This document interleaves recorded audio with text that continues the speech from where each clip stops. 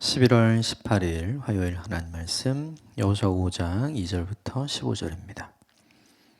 함께 교독하겠습니다. 그때 여호와께서 여호수아에게 이르시되 너는 부싯돌로 칼을 만들어 이스라엘 자손들에게 다시 할례를 행하라 하시매 여호수아가 부싯돌로 칼을 만들어 할례산에서 이스라엘 자손들에게 할례를 행하니라. 여호수아가 할례를 시행한 까닭은 이것이니 애굽에서 나온 모든 백성 중 남자 곧 모든 군사는 애굽에서 나온 후 광야길에서 죽었는데 그 나온 백성은 다 할례를 받았으나 다만 애굽에서 나온 후 광야길에서 난 자는 할례를 받지 못하였음이라. 이스라엘 자손들의 여호와의 음성을 청종하지 아니하므로 여호와께서 그들에게 대하여 맹세하사 그들의 조상들에게 맹세하여 우리에게 주리라고 하신 땅 곧 젖과 꿀이 흐르는 땅을 그들이 보지 못하게 하리라 하시매 애굽에서 나온 족속국 군사들이 다 멸절하기까지 40년 동안을 광야에서 헤매었더니 그들이 대를 잇게 하신 이 자손에게 여호수아가 할례를 행하였으니 길에서는 그들에게 할례를 행하지 못하였으므로 할례 없는 자가 되었음이더라. 또 그 모든 백성에게 할례를 행하기를 마침에 백성이 진중 각 처소에 머물며 낫기를 기다릴 때 여호와께서 여호수아에게 이르시되 내가 오늘 애굽의 수치를 너희에게서 떠나가게 하였다 하셨으므로 그곳 이름을 오늘까지 길갈이라 하느니라.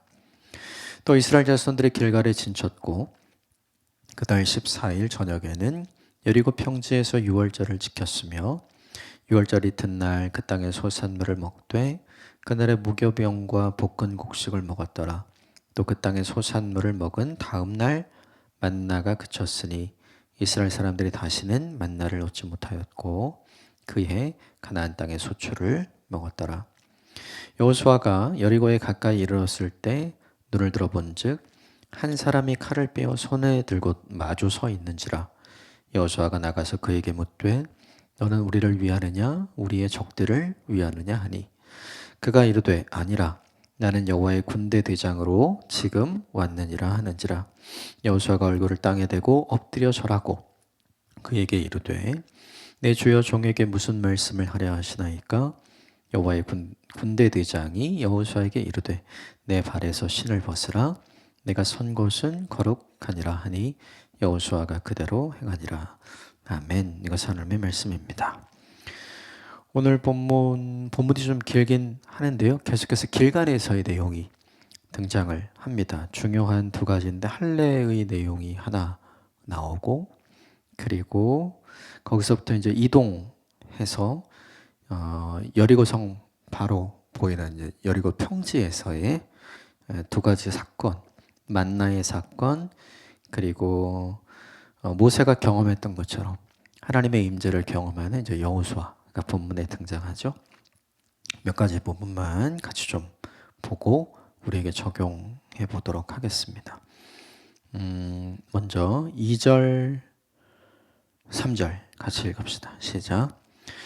그때 여호와께서 여호수아에게 이르시되 너는 부싯돌로 칼을 만들어 이스라엘 자손에게 다시 할례를 행하라 하시매 여호수아가 부싯돌로 칼을 만들어 할례산에서 이스라엘 자손들에게 할례를 행하니라. 이 절에 보면 그때에라는 말이 나오죠. 어제 본문 또 주말 본문과 계속 연결해서 보면 요단강에서 이제 다 나온 이후에 길갈로 와서 12개의 돌을 세우고 하나님이 우리를 여기까지 인도하셨다. 그러니까 사람들의 사기는 엄청 올랐겠죠. 반면에 그 소문이 여리고 성에 있는 사람들에게는 그대로 전해지고 또 어제 본문 그제 본문에 있었던 것처럼 가나안 땅에 있는 모든 사람들이 두려워하게 됐죠. 그럼 이때 뭐 해야 될까요? 진격을 해야죠. 왜냐하면 전쟁은 실력도 실력이지만 기세가 중요하잖아요. 그러니까 사기 충천에 있는 이스라엘 사람들의 기세를 그대로 몰고 여리고로 가야 하는 게 이제 지금 되게 필요한 일처럼 보일 수 있죠. 근데 그때 하나님이 뭐라고 말씀하시냐면 멈추고 할례를 행하라. 이렇게 이야기하죠. 할례는 이제 우리가 다 아는 것처럼 아브라함에게 이제 주신 표식이죠. 하나님의 약속이 반드시 이루어질 거야. 라고 하나님의 약속의 표식을 몸에다 준 거죠. 남성의 생식기 표피를 잘라내는 거잖아요. 남성들은 매일 화장실 가야 되잖아요. 용변을 볼 때마다 그죠? 자기 몸에 새겨진 하나님의 약속의 표식을 보는 거죠. 그래서 매일매일 그 표식을 보면서 떠올리는 거예요. 하나님의 약속을 떠올리고 하나님이 반드시 이루실 것을 믿음으로 고백하게 되는 거죠. 근데 이 할례를 지금 하필 하라고 하는 거예요. 문제는 할례를 하면 불리해요. 왜냐면 할례를 한 이후에 회복의 시간이 걸리잖아요. 이게 사실은 굉장히 우리에게 중요한 거죠. 지금 기세가 막 올라서 여리고로 막 진격을 해서 뭔가를 해야 되는데 멈추고 할례를 하면 싸움에 나가야 할 모든 사람들이 다 누워 있어야 되거든요. 그러니까 이 상황이 되면 사실은 굉장히 허점을 갖게 되는, 약점을 갖게 되는 시간, 그래서 오히려 역습을 받게 되면 무방비로 노출될 수밖에 없는 시간인 거죠. 근데 하나님은 지금 그 일을 하라는 거예요. 왜 그런가? 그 4절부터 쭉 설명을 해 주시죠. 출애굽했던 사람들은 다 할례를 했는데 그 사람들이 다 죽은 이후에 광야에서 40년간 있었던 그 사람들, 출애굽 2세대를 얘기하는 거죠. 이 출애굽 2세대는 할례를 하지 않았어. 그러니 이들도 당연히 할례를 해야 해. 그 말은 그들도 당연히 나의 약속의 사람이고 내 약속이 이루어질 거라는 표식을 그들도 가져야 해. 지금 하나님께서 이걸 이야기하고 있는 거죠. 그러면 이제 되게 중요해요. 뭐냐면 이걸 꼭 지금 해야 되는가? 아까 말씀드린 것처럼 그 여리고 성을 이제 점령하고 이긴 다음에 해도 되잖아요. 근데 지금 여리고 성 앞에서 지금 이걸 하는 거거든요. 그러면 완전히 역습의 빌미가 되고 또 불리해지고 패배의 이유가 될 수 있는데 이걸 하라는 거죠. 근데 이 말씀에 대해서 여호수아가 어떻게 했는가가 이제 되게 중요한 거죠. 이 말씀에 대해서 여호수아는 그대로 합니다. 여러분 7절, 8절, 9절까지 읽읍시다. 7절부터 9절까지 시작. 그들의 대를 잇게 하신 이 자손에게 여호수아가 할례를 행하였으니 길에서는 그들에게 할례를 행하지 못하였으므로 할례 없는 자가 되었음이더라. 또 그 모든 백성에게 할례를 행하기를 마침에 백성이 진중 각 처소에 머물며 낫기를 기다릴 때 여호와께서 여호수아에게 이르시되 내가 오늘 애굽의 수치를 너희에게서 떠나가게 하였다 하셨으므로 그곳 이름을 오늘까지 길갈이라 하였느니라. 7절에도 8절에도 반복되죠. 할례를 행하는 여호수아. 즉 불리함에도 불구하고 역습의 빌미가 되어도 불구하고 그리고 지금 이게 할 때가 아닌데 하나님 하라는 말씀을 그대로 신뢰하고 이 일을 하는 여호수아. 왜 했을까? 이유는 간단하죠. 요단강을 건너라고 할 때도 똑같이 그렇죠? 언약궤를 앞에 두게 해라. 또 너의 몸을 성결하게 해라. 그러니까 별로 상관없어 보이는 일을 하게 하잖아요. 근데 그걸 하고 나서도 아무런 일이 없었죠. 오히려 하나님께서 여호수아에게 말씀하신 대로 주께서 행하시는 기이한 일들을 경험하게 하고 보게 했죠. 그러니까 똑같은 믿음의 고백, 믿음의 선택을 여호수아가 하는 거예요. 이걸 했을 때 생길 거라고 미리 짐작하는 근심, 걱정, 염려보다 하나님이 크고 강하다. 이걸 알고 자신의 염려, 자신의 걱정, 자신의 근심이 현실화되도록 하나님께서 두시지 않는다. 이걸 경험했잖아요. 그래서 그는 믿고 그 일을 하는 거죠. 이 본문이 우리에게 주는 질문이 있어요. 결정적인 순간에 하나님께서 우리에게 요구하시는 것이 해로워 보일 때가 있어요. 믿음의 순종을 하나님께서 우리에게 요청하실 때 우리가 보기에 그게 저거는 지금 하면 안 될 것 같은데, 저건 우리에게 유익이 되지 않고 오히려 해악이 될 것 같은데, 이렇게 해석이 되는 경우 있거든요. 그러면 말 그대로 근심되고 걱정되고 염려가 일어나는 거죠. 그래서 우리는 그때 뭐 하냐면, 하라고 하셔서 순종을 하기는 해야 되는데 우리가 보는 관점에서 그게 좋아 보이지 않기 때문에 자꾸 미뤄요. 자꾸 시간을 미루고 기도해 보겠다고 하고, 그리고 순종의 시간을 미루죠. 그러면 어떻게 되는지 불순종으로 가게 되잖아요. 근데 이 본문이 우리에게 보여주는 게 있죠. 그게 뭐냐 하면, 하나님이 우리의 근심과 걱정과 염려보다 크다. 하나님은 우리의 근심과 걱정과 염려가 현실화되도록 그냥 두시지 않는 분이다.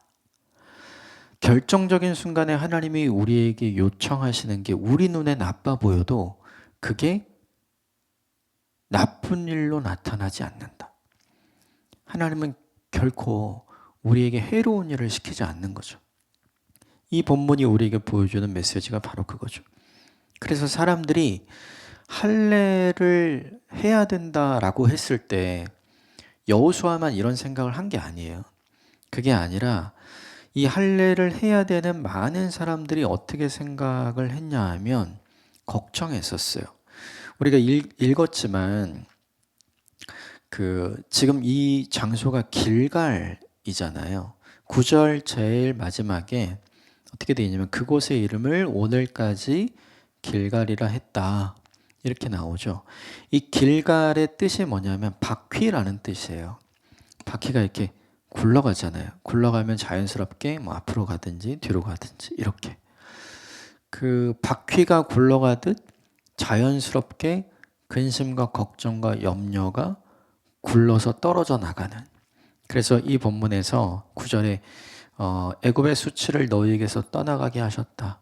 여기 이제 걱정과 근심과 염려거리를 하나님께서 떠나가게 하신 것처럼, 사람들이 다 걱정했잖아요. 우리 이러다 잘못되는 거 아니야? 우리 이러다 죽는 거 아니야? 10가지의 기적을 베풀어 주시고 홍해도 갈라주시고, 그리고 지금 여기까지 하나님이 그 모든 여정을 인도해서 여기까지 오게 하신 거잖아요. 그들이 걱정하고 근심하고 염려할 때마다 그 염려를 흘려보내고 떠나가게 하신 하나님이 계셨거든요. 지금 그걸 이야기하는 거예요.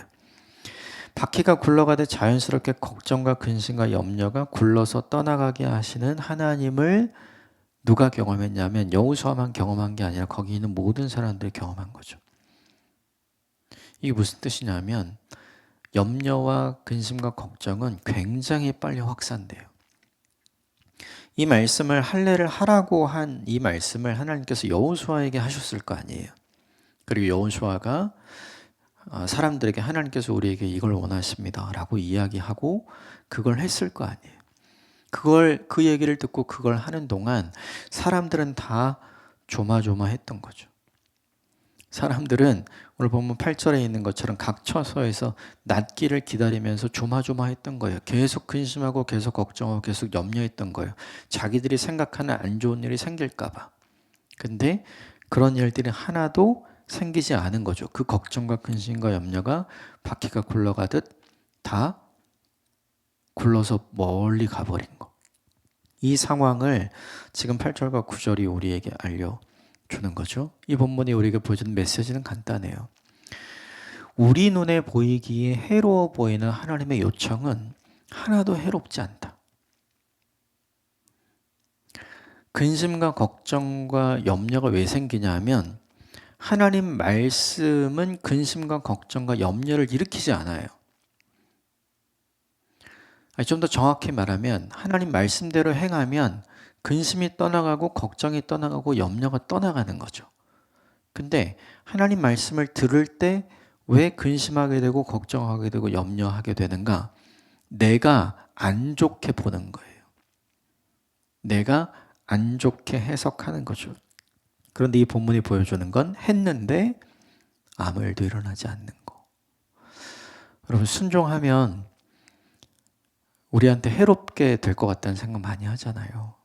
쉽게 말하면 주님 뜻대로 살면 내 인생 어떻게 될 것 같고, 주님 뜻대로 살면 내 자녀의 인생이 어떻게 될 것 같고, 아니요, 주님 뜻대로 살면 주님이 책임져 주십니다.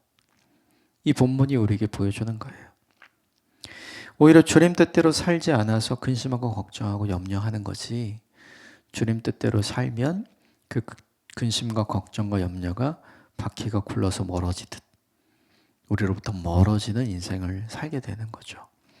이 은혜가 저와 여러분에게 있게 되기를 주님의 이름으로 축복합니다. 그 이후에 이제 여리고 평지로 옮겨지죠. 이 여리고 평지에서 유월절을 지키고, 그리고 마지막으로 만나를 먹은 게 이제 기록이 돼 있어요. 12절만 같이 읽을까요? 12절 시작. 또 그 땅의 소산물을 먹은 다음 날 만나가 그쳤으니 이스라엘 사람이 다시는 만나를 얻지 못하고 그해 가나안 땅의 소출을 먹었더라. 생각을 해보면 지금 다 이제 뭐 충분히 여리고 사람들의 입장에서는 이제 빈틈이 많았어요. 네. 충분히 공격할 타이밍이 많았죠. 요단에서 막 건너서 올라왔을 때, 그리고 길갈에 모여 있을 때, 이때가 제일 좋은 타이밍에 다 누워 있으니까. 근데 그 타이밍에도 왜 여리고 사람들과 가나안 사람들은 이스라엘 사람들에게 그 무엇도 하지 않았는가 생각을 해보면 이 12절에 있는 만나 같아요. 만나를 내려주실 때는 항상 뭐가 같이 있었나요? 구름기둥, 불기둥. 출애굽기 13장에 그 구름기둥, 불기둥이 낮이나 밤이나 떠나지 아니하였다. 그리고 나서 사람들이 불평하니까 이제 만나가 임하기 시작을 하잖아요. 그리고 오늘 본문에도 이 만나가 계속 있거든요. 그러니까 이스라엘 백성들이 걱정하지 않아도 됐었어요. 자신들과 함께하는 구름기둥과 불기둥이 있고, 또 아침마다 만나를 주시면 그 만나를 얻기 위해 그 만나를 수확하는 수많은 사람들이 흩어지고, 또 그 장면을 정탐하는 정탐꾼들의 보고를 여리고 사람들도 들었을 거거든요. 함부로 쉽게 건드리지 못하는 거죠. 계속해서 보호하시는 하나님, 계속해서 공급하시는 하나님이 그들과 함께 계시다는 것을 계속해서 보여준 거죠. 근데 생각을 해보면 이 만나를 사람들이 어떻게 여겨? 힘들 때마다 하찮게 여겼잖아요. 그죠? 그들에게 일상으로 주어지는 은혜였는데, 당연히 주어지는 은혜였는데, 눈 뜨면 있는 거였는데, 근데 그게 지금 가나안을 향해 가고 있는 이 사람들에게는, 이들을 보고 있는 제3자들이 볼 때는 그것 때문에 못 가는 거예요. 그걸 주시는 하나님이 그들과 함께 계시다는 걸 간접적으로 보는 거니까요. 그러니까 이스라엘 사람들의 입장에서는 늘 보는 구름 기둥, 늘 보는 불기둥, 늘 보는 만나, 이게 되게 식상한 거죠. 그리고 어떻게 보면 지겨울 수 있죠. 근데 그게 다른 사람들이 볼 때는 너무나 특별하게 보인다는 거죠. 이게 되게 중요한 것 같아요. 우리에게 혹시 너무나 가까이 있어서 있는 것이 너무나 당연해서 지겹다 라고 생각되는 거 있잖아요. 근데 사실은 그게 우리를 지켜주는 울타리가 됩니다. 쉽게 예를 들면 늘 있는 예배, 늘 볼 수 있는 성경, 늘 함께 이야기 나눌 수 있는 사람, 이런 것들이에요. 이런 것들이 우리에게는 굉장히 일상적이고 변함이 없이 계속 지속되는 거기 때문에 특별하지 않을 수 있거든요. 그래서 하찮게 여길 수 있어요. 근데 그것이 외부에서 보면 정말로 우리를 지켜주는 아주 중요한 안전장치, 울타리가 되고 있다는 걸 기억해야죠. 그래서 이 본문에서 좀 적용하고 싶은 게 뭐냐 하면 우리에게 일상으로 늘 주셨던 그거 있죠. 지금도 우리가 누리고 있는 그거. 그것의 소중함을 기억하고 그것을 주신 하나님께 감사하는 삶을 사는 게 우리에게 얼마나 중요한지 그것을 오늘 깨닫고 고백하는 하루가 되면 좋겠다 생각이 듭니다. 마지막으로 13절부터 15절까지가 여호수아가 모세처럼 하나님을 만나고 이제 신을 벗는 장면이 등장을 하죠. 마지막 15절만 같이 읽읍시다. 시작. 여호와의 군대 장관이 여호수아에게 이르되 내 발에서 신을 벗으라. 내가 선 곳은 거룩하니라. 여호수아가 그대로 하니라. 모세가 했던 거기 때문에 여호수아도 모세가 경험했던 이것을 잘 알고 있죠. 그리고 자신에게도 이것이 생겼죠. 즉 무언가를 포기시키는 의미가 있죠. 무언가를 내려놓는 의미가 있어요. 그럼 뭘 내려놨을까 생각을 해보면 여호수아의 입장에서는 여리고를 어떻게 무너뜨릴까? 어떻게 저기를 지나가고 점령할 수 있을까? 이걸 고민하죠. 그러니까 자신의 방법. 이걸 생각하는 거예요. 근데 하나님께서 뭐라고 말씀하시냐면 바로 그걸 내려놔야 돼. 왜 여호수아가 이걸 생각하게 됐냐면 만나가 그쳤잖아요. 만나가 그치면 이제는 어떻게 해야 돼요? 우리가 우리 힘으로 알아서 해야 되거든요. 그러니까 여호수아 입장에서는 늘 공급해 주시던 하나님의 만나, 늘 인도해 주시던 구름기둥 불기둥이 이제 없어졌기 때문에 이제는 우리가 알아서 해야 돼라는 생각이 있는 거죠. 그러면 여리고도 이제는 우리가 알아서 해야 되는구나. 이 생각이 찾아온 거죠.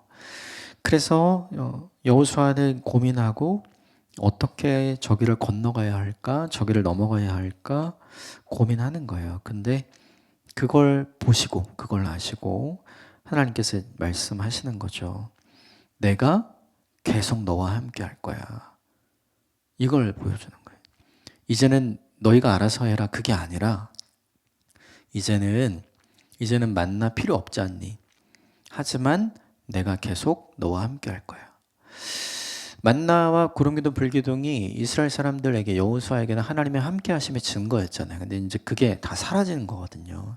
그러면 사람들의 입장에서는 하나님이 더 이상 우리와 함께 하지 않나?